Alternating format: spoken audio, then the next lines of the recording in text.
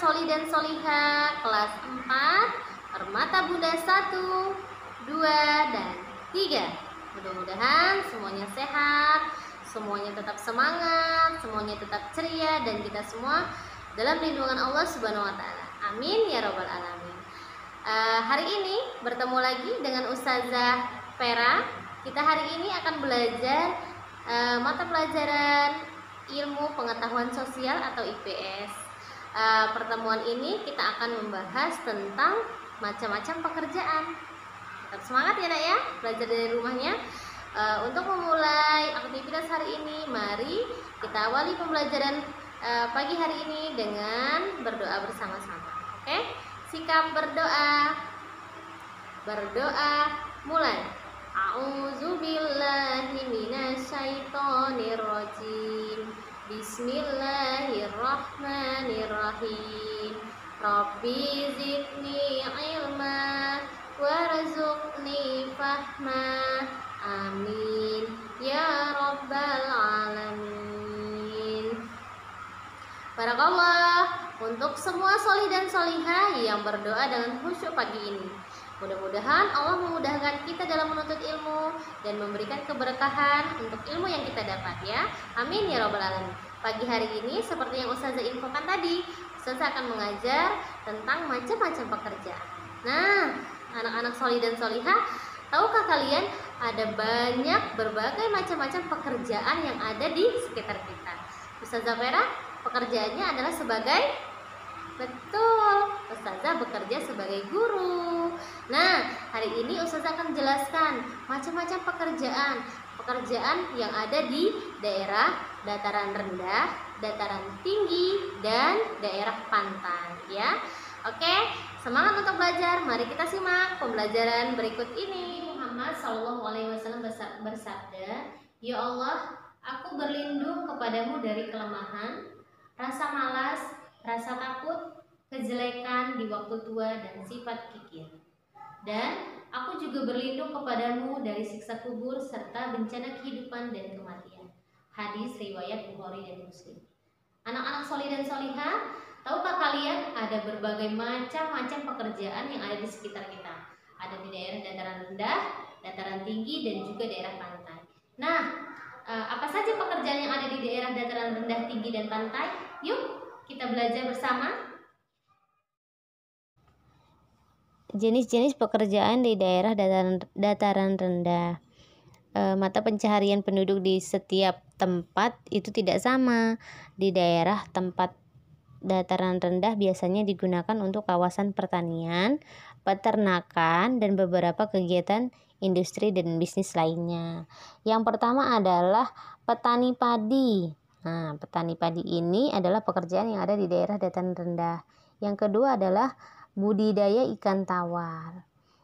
Ikan tawar ini sudah jelas ada di daerah dataran rendah. Kemudian yang ketiga adalah pedagang kelontong, atau yang di sekitar kita yang kita sebut dengan warung ya nak ya. Ini berada di daerah dataran rendah juga. Kemudian pedagang hasil-hasil pertanian. Tadi sudah Ustazah sebutkan, pertanian itu ada di daerah dataran rendah. Kemudian yang kelima adalah pegawai negeri sipil. Siapa nih orang tuanya yang bekerja sebagai pegawai negeri sipil atau PNS? Nah, itu adalah salah satu juga contoh pekerjaan yang ada di daerah dataran rendah. Yang kedua adalah jenis-jenis pekerjaan di daerah dataran tinggi. Nah, tentunya tidak sama dengan pekerjaan yang ada di daerah dataran rendah. Dataran tinggi sudah pasti itu ada di daerah pegunungan atau wilayah yang naik turun dan lebih tinggi. Kemudian dataran tinggi ini memiliki ciri-ciri utama, yaitu hawa udaranya lebih dingin sehingga tanaman di daerah dataran tinggi biasanya kurang cocok di daerah dataran rendah. Apa saja? Yang pertama adalah perkebunan atau peternakan ya. Kebun teh misalnya, kebun apalagi nih, kebun kol ya, itu sudah ada di daerah dataran rendah, di daerah tinggi bukit. Kemudian yang kedua adalah properti villa dan hotel. Nah, biasanya hotel-hotel, villa-villa ini juga ada di daerah dataran tinggi. Kemudian yang ketiga adalah pemandu wisata. Biasanya pemandu wisata ini mengajak orang-orang berwisata ke tempat daerah-daerah yang lebih tinggi datarannya ya, ke puncak misalnya.